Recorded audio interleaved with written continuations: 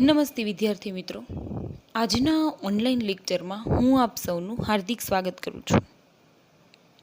વિદ્યાર્થી મિત્રો, આજે આપણે જોવાનો છે પ્રશ્ન આંકડાકીય માહિતીને આલેખ કે આકૃતિ સ્વરૂપે રજૂ કરતી વખતે ધ્યાનમાં રાખવાની બાબતો. મોસ્ટ આઈએમપી પ્રશ્ન છે, પેપર ચેક કરી લેવા. એટલે મતલબ કે ઘણી બધી વખત આ પ્રશ્ન પરીક્ષામાં પૂછાય છે અવારનવાર. હવે આપણે છે ને અર્થશાસ્ત્રના અભ્યાસમાં આંકડાકીય માહિતીનું મહત્ત્વ મેળવ્યું હતું. હવે મેં તમને કીધું હતું કે ભાઈ માહિતીને છે ને 3 રીતે રજૂ કરી શકાય: ભાષા દ્વારા, આંકડા દ્વારા અને આલેખ કે આકૃતિ દ્વારા. તો ભાષા દ્વારા તો આપણને ખબર છે કે આપણે અત્યારે જે કરી રહ્યા છીએ ભાષા દ્વારા માહિતીને રજૂ કરેલી છે. આંકડા દ્વારા માહિતીનું રજૂઆત કરવામાં કઈ કઈ બાબતો છે એનું મહત્ત્વ આપણે જોયું. હવે આપણે જોવાનું છે કે આલેખ અને આકૃતિ વખતે તમે આલેખ અને આકૃતિ કરો એ તો સાવ સરળ છે, પણ એ રજૂ કરતી વખતે ધ્યાનમાં રાખવાની બાબતો જોઈએ. આર્થિક બાબતો વિશે કે સિદ્ધાંતોના તારણો રૂપે પ્રાપ્ત થયેલી આંકડાકીય માહિતીને આલેખ કે આકૃતિ દ્વારા આકર્ષક સ્વરૂપમાં રજૂ કરી શકાય છે. આલેખ કે આકૃતિને સરળતાથી આપણે માહિતીને છે એ સરળ રીતે સમજાવે છે, પણ તે રજૂઆત કરતી વખતે કેટલીક બાબતો છે એ ધ્યાનમાં રાખવી જોઈએ. એટલે કે આર્થિક બાબતોનું તમે છે ને વિશ્લેષણ કદાચ શબ્દોમાં કરવા જાઓ તો સામેવાળું વ્યક્તિ નિરીક્ષક હોય, એટલે કે ભણેલું ના હોય, નિરક્ષર હોય, તો એ વ્યક્તિ સમજી શકે નહીં. પરંતુ આલેખ અને આકૃતિ દ્વારા તો એ વ્યક્તિ છે એ ખૂબ જ સરળતાથી એ સમજી શકવાનું છે. કારણ કે ચિત્ર જોઈને ખબર પડશે કે ભાઈ આમ ગ્રાફ જતો હોય તો સમજાય કે પ્રગતિ થાય છે, આમ હોય તો સમજાણું કંઈક નુકસાન થતું હશે. પરંતુ એને સમજાવવા માટે આપણે એને એટલું સચોટ રીતે કેટલીક બાબતો ધ્યાન રાખવી પડશે. જોઈએ, પેલું છે વિશ્વસનીય પ્રાપ્તિ સ્થાન. એટલે કે આલેખ અને આકૃતિમાં તમારે જે બાબત રજૂ કરવાનું છે એનું પ્રાપ્તિ સ્થાન કેવું હોવું જોઈએ? વિશ્વસનીય હોવું જોઈએ. એટલે કે આર્થિક સિદ્ધાંતો કે તારણો જેના આધારે આપવામાં આવ્યા છે તે આંકડાકીય માહિતીના પ્રાપ્તિ સ્થાન વિશ્વસનીય અને સર્વમાન્ય હોવા જોઈએ. મતલબ કે એવી માહિતી હોવી જોઈએ કે જે વિશ્વસનીય હોય અને એના ઉપર સર્વમાન્ય હોય, એટલે કે દરેક વ્યક્તિ એને આધારભૂત હોય કે માન્ય એણે ગણવું હોય. દાખલા તરીકે ભારતની આર્થિક સ્થિતિ દર્શાવવા માટે NSSO કે વિશ્વ બેંકના રિપોર્ટના આંકડા તમે શું કરી શકો? રજૂ કરી શકો. કે જેથી કરીને જો એવી રીતે આંકડા બહાર રજૂ કરો તો સામેવાળી વ્યક્તિને છે એની વિશ્વસનીયતા વધી જાય. સમજાય છે? હવે બીજો પોઈન્ટ છે સ્વતંત્ર અને પરતંત્ર ચલ.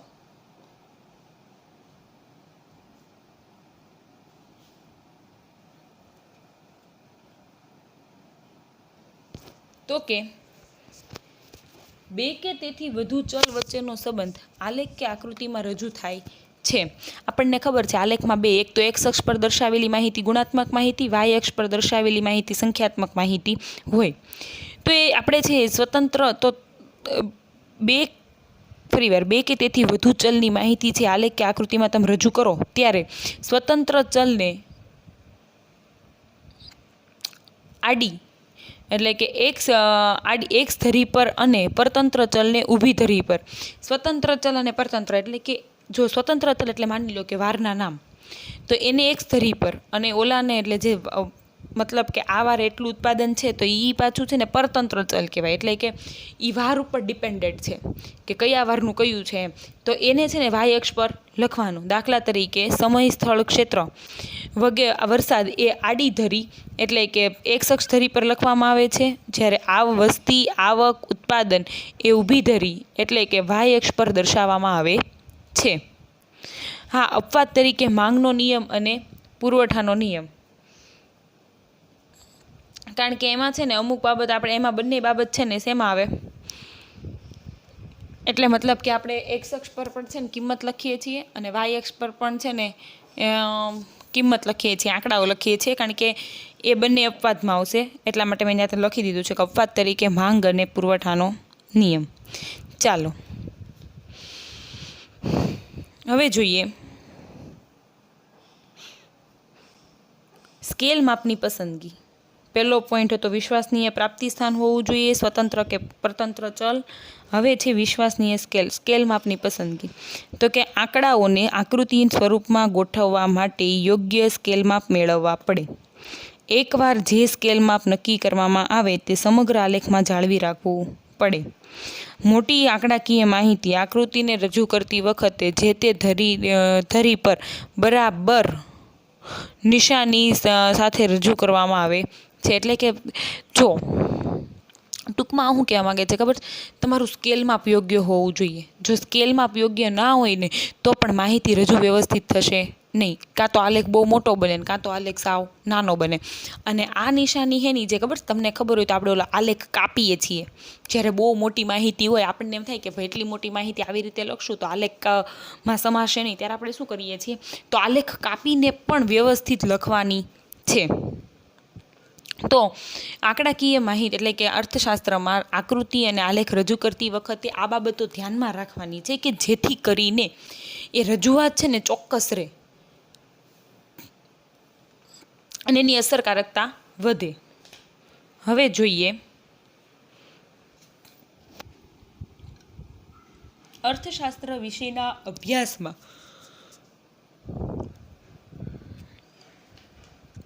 એટલે કે અર્થશાસ્ત્ર વિષયના અભ્યાસનું મહત્ત્વ. એટલે અર્થશાસ્ત્ર વિષયનો અભ્યાસ શું કામ કરવો જોઈએ, તેનું મહત્ત્વ જોઈએ. તો કે આજનો યુગ એ આર્થિક યુગ અને આર્થિક યુગ છે. આજનો યુગ કેવો છે? આર્થિક યુગ છે. માનવીની પ્રત્યેક પ્રવૃત્તિ લાભ અને ગેરલાભની તુલના સાથે થાય છે. કોઈ પણ માનવી છે કોઈ પણ કામ કરતો હોય તેમાં એને કેટલો લાભ છે ને કેટલો ગેરલાભ છે એ હંમેશા જોતો જ હોય. સવારે વહેલા ઉઠવાથી શું ફાયદો થાય ને માણસ એ જોવે છે. એટલે દરેક આ તો કામની વાત છે. કામમાં લાભ અને ગેરલાભની તુલના સતત થતી હોય છે. આર્થિક બાબતથી દૂર રહી શકે તેવું ભાગ્યે જ કોઈ હોય અને તે માટે અર્થશાસ્ત્ર વિષયનું અને તેના અભ્યાસનું મહત્ત્વ વધી રહ્યું છે. કારણ કે કોઈ વ્યક્તિ એવું ન હોય કે જે આર્થિક બાબતનું છે ને ધ્યાનમાં ન લેતું હોય. અને દરેક વ્યક્તિ છે કોઈ પણ વ્યક્તિ લાભ કે ફાયદો આર્થિક બાબતમાં તો ખાસ જોવે. હાલો સંબંધની બાબતમાં તો આપણે કેટલો ફાયદો છે ને કેટલું નુકસાન છે તો નહીં જોઈએ, પણ આર્થિક બાબતમાં તો વ્યક્તિ ખાસ આ વસ્તુ જોવાનું છે.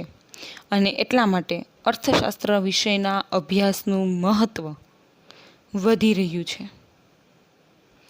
પહેલો પોઈન્ટ જોવાનો છે અહીંયા એવું જ છે કે વ્યવહારિક મહત્ત્વ શું છે. તો કે વ્યવહારિક એટલે વ્યવહારમાં આપણે શું મહત્ત્વ છે તો કે અર્થશાસ્ત્રના અભ્યાસ આપણા વ્યવહારિક જ્ઞાન અને વર્તન નીચે પ્રમાણે અસર કરે છે.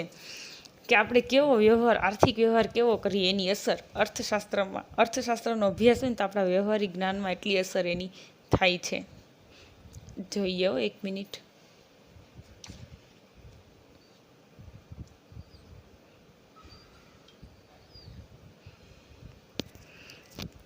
તો કે આંતરરાષ્ટ્રીય ઘટનાઓ આજના સમયમાં આર્થિક બાબતને જ આંતરરાષ્ટ્રીય બાબતોને અસર કરે છે. એટલે કે આજના સમયમાં આર્થિક બાબતો છે એ આંતરરાષ્ટ્રીય બાબતને અસર કરે છે. જેમ કે જો હું એમ કહું કે ભાઈ ક્રૂડ ઓઇલના ભાવની વધઘટ શા માટે થઈ છે, તો કે અમેરિકા, રશિયા, ચીન અને ભારત કઈ કઈ આર્થિક સમાનતાઓ અને ક્યાં ક્યાં તફાવતો છે, તેમજ ક્યાં દેશો મૂડીવાદી કહેવાય, ક્યાં દેશો સામ્યવાદી કહેવાય વગેરેની જાણકારી હોય તો ક્યાં દેશ સાથે સરળતાથી વ્યવહાર કરી શકાય તે સમજી શકાય છે. મતલબ તમારે છે ને ઓનલાઈન કંઈક આંતરરાષ્ટ્રીય કોઈ પણ ઘટના કરે આર્થિક વ્યવહાર તમારે આંતરરાષ્ટ્રીય કરવો છે તો તમારે છે ને સતત બધા દેશની જાણકારી મેળવવી પડે. અને બધા દેશની આર્થિક સ્થિતિને જોઈને કે ભાઈ કે માની લો કે ભાઈ ભારત, અમેરિકા, રશિયા, ચીન વગેરે દેશમાં આર્થિક સમાનતા કઈ કઈ છે, એમાં તફાવતો કયા કયા છે, કઈ કઈ બાબત સમાન છે, કઈ કઈ બાબત અલગ છે, કયા કયા દેશ એવા છે જે મૂડીવાદી છે, જે રોકાણમાં માને છે, કયા કયા દેશ એવા છે જ્યાં સામ્યવાદી છે એટલે મતલબ ત્યાં સરકારનું જ ચાલે છે. આ બધી માહિતી હોય ને તમારી પાસે અને બધા દેશની આર્થિક માહિતી તમારી પાસે હોય ને તો તમે આર્થિક વ્યવહાર સરળતાથી કરી શકો, તો તમે તમારો બિઝનેસ છે, જે પણ કાંઈ વ્યવહાર કરો છો એ તમે સરળતાથી કરી શકો. પછી છે ઐતિહાસિક ઘટના. તો કે દુનિયામાં અને દેશના ભાવમાં વધારો, ઊંચા કરવેરાના દર, અછત જેવા આર્થિક પરિબળો એ જે મોટી રાજકીય ઉથલપાથલ સર્જી છે, અર્થશાસ્ત્રથી જ આ ઐતિહાસિક રાજકીય ઘટનાને સમજી શકાય છે. આપણને ખબર છે કે મોંઘવારી સતત વધતી જાય છે, એની પાછળનું રીઝન જાણવું હોય તો તમારે અર્થશાસ્ત્રનો જ અભ્યાસ કરવો પડે કે શું કામ મોંઘવારી વધે છે, વસ્તુ કે ચીજ વસ્તુના ભાવ શું કામ વધે છે. કેમ કે લોકો માંગ કરે છે, સામે એટલી વસ્તુ નથી, એટલે વસ્તુના ભાવ શું થાય છે, વધે છે. એટલે આ બધી બાબત તમારે સમજવી છે, આંતરરાષ્ટ્રીય ઘટનાને સમજવી છે, ઐતિહાસિક બાબતને સમજવી છે, તો તમારે અર્થશાસ્ત્રનો અભ્યાસ કરવો પડશે. પછી છે આ એનું હતું વ્યવહારિક મહત્વ. હવે આપણે જોવાનું છે કે અર્થશાસ્ત્રનું આર્થિક મહત્વ. તો આર્થિક મહત્વ શું છે? તો કે પેલું છે રોજબરોજના વ્યક્તિગત નિર્ણયો માટે. તો કે દરેક વ્યક્તિ ભવિષ્યમાં ચોક્કસ ઉદ્દેશને સિદ્ધ કરવા માટે બચત, મૂડીરોકાણ, ખર્ચ અને આવક પ્રવૃત્તિ સાથે જોડાયેલ છે. આપણે શું કામ કમાઈએ છીએ? આપણે બચત શું કામ કરીએ છીએ? મૂડીરોકાણ કોઈ પણ જગ્યાએ કરીએ છીએ, કેવી રીતે કરીએ છીએ? ખર્ચ કરીએ છીએ તો કેટલો કરવો એ આપણને ખબર હોય છે ને. તો આ બધી જ બાબતમાં આપણે અર્થશાસ્ત્ર ઉપયોગી છે. ગૃહિણીથી માંડીને સરકાર સુધી દરેક લોકો પોતપોતાના આર્થિક નિર્ણયો અર્થશાસ્ત્રના એટલે બધા નિર્ણયોમાં અર્થશાસ્ત્ર છે ને મદદરૂપ છે. આપણે કેટલું કમાઈએ છીએ, આપણી જરૂરિયાત શું છે, મારે કેટલું કમાવાનું છે, એમાંથી કેટલી બચત કરવાની છે, કેટલું મૂડીરોકાણ કરીશ તો મને કેટલો ફાયદો થશે, આ બધી જ બાબતમાં છે ને આપણને અર્થશાસ્ત્ર ઉપયોગી છે. પછી છે સરકારની નીતિઓને સમજવા માટે. તો કે ભારત જેવા દેશમાં સરકારની નાણાકીય નીતિ, રાજકીય નીતિ કે સમગ્ર આર્થિક નીતિને આપણા રોજિંદા જીવન પર ગંભીર અસરો સર્જે છે. કારણ કે સરકાર અચાનક કરવેરાની નીતિ વધારી દે તો ભાવ વધી જવાના કે નહીં? નાણાકીય નીતિમાં વ્યાજના દર વધારી દે તો આપણે કોઈ પણ વ્યક્તિ છે તો અર્થતંત્રમાં પૈસો જ નહીં, એટલે બજારમાં પૈસો જ નહીં આવે, કારણ કે કોઈ લોકો લોન કે એવું કંઈ લેશે નહીં. તો આ બધી જ બાબત છે ને આપણા જીવન પર અસર કરે છે. અને એની નીતિઓને આપણે વ્યવસ્થિત સમજવી હોય ને તો અર્થશાસ્ત્રને સમજવું પડે, અર્થતંત્રને સમજવું પડે. અને તે મુજબ આપણા નિર્ણયો બદલવામાં આપણને શું થાય છે, જો એ સમજી જઈએ તો આપણે આપણા નિર્ણયો બદલી શકીએ, આપણે કોઈક બીજો વે છે એ કાઢી શકીએ. ફરીવાર કે અર્થશાસ્ત્ર વિષયનું એટલે અર્થશાસ્ત્ર આપણે શું કામ ભણવાનું છે, ઇકોનોમિક્સ શું કામ ભણવાનું છે? તો કે વ્યવહારિક રીતે કઈ કઈ બાબત સમજવા માટે, તો કે આંતરરાષ્ટ્રીય ઘટના, બીજું ઐતિહાસિક ઘટના સમજવી છે, તો બીજું કે આર્થિક રીતે તો કે રોજબરોજના વ્યવહાર સમજવા માટે અને સરકારની નીતિ સમજવા માટે અર્થશાસ્ત્ર શું છે આપણને ઉપયોગી છે. હવે છે વ્યવસાયિક મહત્વ. તો કે અર્થશાસ્ત્રનું વ્યવસાયિક મહત્વ શું છે? તો આવક અને ખર્ચ, માંગ અને પુરવઠો, આ બાબતો તમામ વ્યવસાયો સાથે જોડાયેલ છે. કોઈ પણ વ્યક્તિને કોઈ પણ વ્યવસાય સાથે આવક અને ખર્ચ તો જોડાયેલા જ છે. એવી જ રીતે લોકો જેટલી વસ્તુની માંગ અને પુરવઠો, માંગ કોને કહેવાય? લોકો દ્વારા થતી વસ્તુ કે ચીજ વસ્તુની માંગ, અને પુરવઠો એટલે કે કુલ ઉત્પાદન. આ બધી જ બાબતો દરેક વ્યવસાય સાથે જોડાયેલી છે. અર્થશાસ્ત્રનો અભ્યાસ દરેક વ્યવસાયની આર્થિક ગણતરીઓમાં મદદરૂપ થાય છે. વસ્તુ કે સેવાના કિંમત નિર્ધારણ એટલે કે કિંમત નક્કી કરવામાં, સાધનો તથા કાચા માલની ખરીદી કરવામાં, વેચાણ કરવામાં. કારણ કે જો ઘણીવાર એવું થાય કે કાચો માલ જ એટલો મોંઘો મળતો હોય તો જે તે વસ્તુનું ઉત્પાદન છે ને મોંઘું જ થવાનું છે. તો એ વ્યક્તિ ઊંચી કિંમતે વસ્તુ વેચવા જશે તો લોકો ખરીદશે નહીં, તો વ્યક્તિને તો નુકસાન જવાનું. તો આ બધી જ બાબતમાં શ્રમિકોના વેતનથી માંડીને કોઈ પણ શ્રમિક એટલે કે કોઈ પણ કામ કરતો વ્યક્તિને એ પગાર કેવી રીતે આપશે? તો એવી રીતે જ આપશે જેથી કરીને વસ્તુના ભાવ જળવાઈ રહે. એ બધી જ બાબતમાં છે ને અર્થશાસ્ત્ર શું છે? ઉપયોગી છે. અર્થશાસ્ત્ર મૂળભૂત રીતે આર્થિક નિર્ણયો કરવામાં મદદરૂપ થતું શાસ્ત્ર છે. આર્થિક જગતમાં માણસના મુખ્યત્વે 3 સ્વરૂપ છે: ગ્રાહક, ઉત્પાદક અને શ્રમિક. આપણે જ છીએ કોઈ પણ મોટો, આપણે માની લે મુકેશ અંબાણી બહુ મોટો બિઝનેસમેન છે, પણ એની વસ્તુની જરૂરિયાત ઊભી થતી હશે. એ ભલે એટલો મોટો બિઝનેસમેન રહ્યો પણ એને અમુક કાપડ છે, કપડાં એના લેવા જવું હશે તો એ ગ્રાહક નહીં બને? એ ગ્રાહક છે ને. ભલે એ ઉત્પાદક રહ્યો બધી ચીજ વસ્તુનો, અને શ્રમિક એ પોતે પણ રોજ મહેનત તો કરે જ છે ને. એમ દરેક માનવ જીવનનું છે ને 3 સ્વરૂપ છે. એ વ્યક્તિ ગ્રાહક છે, ઉત્પાદક છે અને શ્રમિક છે. આ ત્રણેય સ્વરૂપમાં ઓછામાં ઓછું ચૂકવીને વધુમાં વધુ કેમ મળે એવો જ પ્રયત્ન વ્યક્તિ કરતો હોય. ગ્રાહક છે તો ઓછા પૈસામાં સારી વસ્તુ કેમ મળે એ જોતો હોય. ઉત્પાદક છે તો ઓછા ખર્ચમાં સારી વસ્તુનું ઉત્પાદન કેમ થાય એ જોતું હોય. શ્રમિક છે તો ઓછા કામમાં વધારે પગાર કેમ મળે એ જોતું હશે. તો આવી રીતે આ 3 વ્યક્તિને મેળવવાનો પ્રયત્ન કરે. 3 વ્યક્તિ છે એ સતત છે ને આ લાભ એટલે કે ઓછામાં ઓછા કામે અથવા તો ઓછામાં ઓછી મહેનતે વધુ ને વધુ મેળવવાનું શું કરતો હોય છે? પ્રયત્ન કરતો હોય છે. અને અહીંયા અર્થશાસ્ત્ર શું છે? ઉપયોગી છે. આ હતું અર્થશાસ્ત્ર વિશેનો અભ્યાસનું મહત્વ. હવે છેલ્લી વ્યાખ્યા છે 2 માર્ક્સમાંની પણ 1 માર્ક્સમાં ઘણી બધી વખત પૂછાય છે. વૃતાંશ આકૃતિ એટલે શું? તો કે વૃતાંશ એટલે વર્તુળનો અંશ, એટલે કે વર્તુળનો ભાગ. અંશ એટલે આપણે એમ કહીએ ને ભાગ એમ. એક વર્તુળને એક સમાવિષ્ટ માન લેવામાં આવે અને એક વર્તુળને એક સમષ્ટિ તમે સ્ટેટમાં ભણ્યા હશે તમામ માહિતીનો સમૂહ. તો કે એક વર્તુળને એક સમષ્ટિ ગણી માની લેવામાં આવે અને માહિતીના વિભાગોને વર્તુળના ભાગ પાડીને દર્શાવવામાં આવે તો તેને વૃતાંશ કહેવાય.